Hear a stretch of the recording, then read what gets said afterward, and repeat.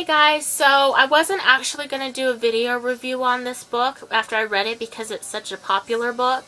I was just going to blog about it.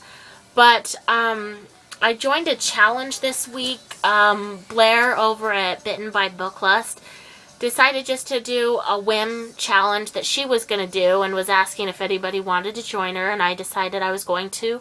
And I think there's a couple of other YouTubers. Deb, I saw, was thinking about doing it. But anyway, it was just a cute, fun 4-book challenge, and I finished my first book. It was a challenge to do something old, something new, something borrowed, something blue, but book related, and I thought that, you know, what the heck, I read a lot anyway, so most of those concepts fit into my reading habits. But the first book I read was The Something Blue, and it was one that I've had on my shelves not too long. I've only had it recently. I picked it up. And it is Wintergirls by Laurie Anderson. So I thought I would just give you a quick book thoughts about it so that Blair can see that I'm really doing the challenge with her. But this one was about a girl that is having some issues with weight. She's anorexic, and her friend that was bulimic has just died. Page 1, she finds out that her friend had died alone in a motel room. And she and her friend had not been talking for several months. They were best friends, and they decided not to talk anymore, or, you know, problems, issues. So she has recently been released from a hospital dealing with her eating issues, and this book really details her thought process on what she puts in her mouth, how she feels about what she's eating, the way her body feels about what she's eating. She's counting a lot of numbers. She views everything in numbers, her weight, her calorie intake, her carb intake. Every single thing is analyzed in this book. The things that I really enjoyed about this book was the way that it was written. Nothing was really overdone. You could really look inside the mind of a girl going through these eating issues and how she thinks. And she thinks in numbers, really. There's tons and tons of numbers in this book. The mind process, it's just really well written that you can understand what she's going through and why she's thinking what she's thinking.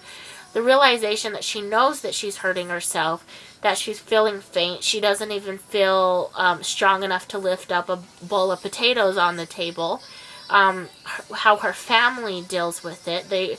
Each family member deals with her illness in a different way. And it's very well written from each of their... it's only written from her perspective. But she writes in a way that you can understand how each of the family members are dealing with it and what they see. She cuts herself. She realizes she's too skinny.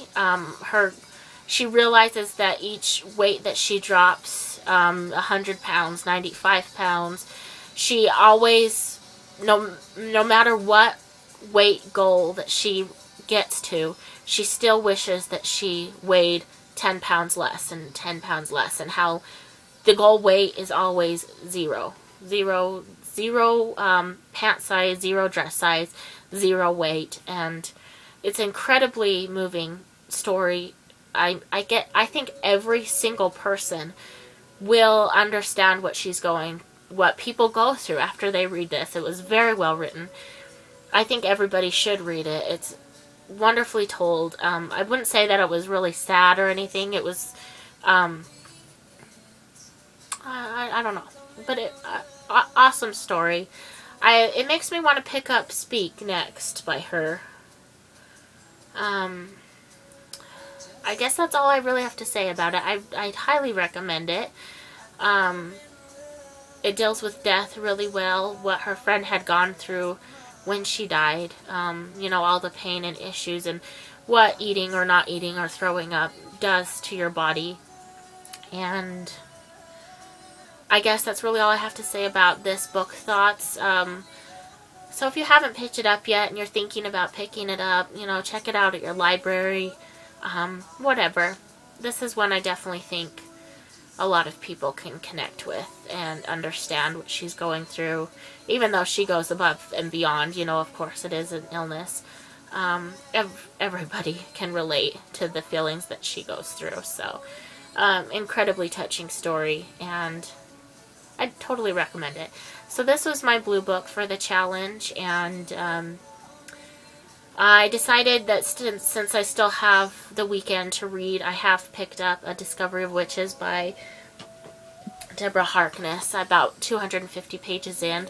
So I'm going to give that a try through the weekend before I start another book in the challenge, and maybe I'll have a blurb or something about it here. If not, I'll just do something on Goodreads. But this is what I read from my Blue Book Challenge.